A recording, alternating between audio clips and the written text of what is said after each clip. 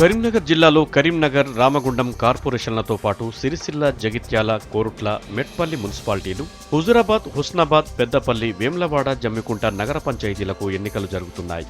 తెలంగాణ ఏర్పాటు తర్వాత జరుగుతున్న తొలి ఎన్నికలు కావడంతో పార్టీలన్నీ సత్తా చాటాలని తహతహలాడుతున్నాయి.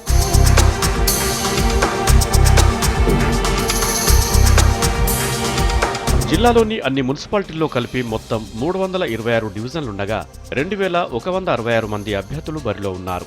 రామగుండం కార్పొరేషన్లోని 50 డివిజన్లకు 513 మంది పోటీ పడుతున్నారు. కరీంనగర్ కార్పొరేషన్లోని 50 డివిజన్లకు 380 మంది అదృష్టాన్ని పరీక్షించుకుంటున్నారు. జగిత్యాల మున్సిపాలిటీలోని 38 వార్డులకు 159 మంది, మెట్పల్లిలో 24 వార్డులకు 149 మంది, కోరుట్లలో 31 వార్డులకు 173 మంది, సిరిసిల్లలోని 33 వార్డులకు 189 మంది అభ్యర్థులు పోటీలో ఉన్నారు. అదేవిధంగా 20 చొప్పున వార్డులున్న హుజురాబాద్ నగర పంచాయతీలో 132 మంది, హుస్నాబాద్లో 110 మంది, వేమ్లవాడలో 112, పెద్దపల్లిలో 138 మంది అభ్యర్థులు పోటీకి దిగారు. ఈ 5 నగర పంచాయతీలకు తొలిసారిగా ఎన్నికలు జరుగుతున్నాయి.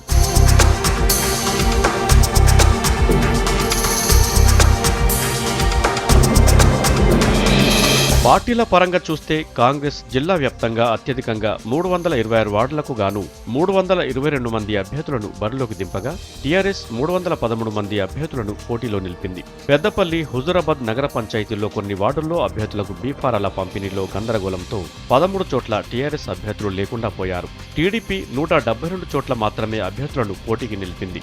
బీజేపీ 211 స్థానాల్లో అభ్యర్థులకు బీఫారాలిచ్చింది. వైసీపీ కేవలం 22 చోట్ల పార్టీ అభ్యర్థులను నిలబెట్టింది. ఎంఐఎం కరీంనగర్లో 22 చోట్ల అభ్యర్థులను నిలబెట్టింది.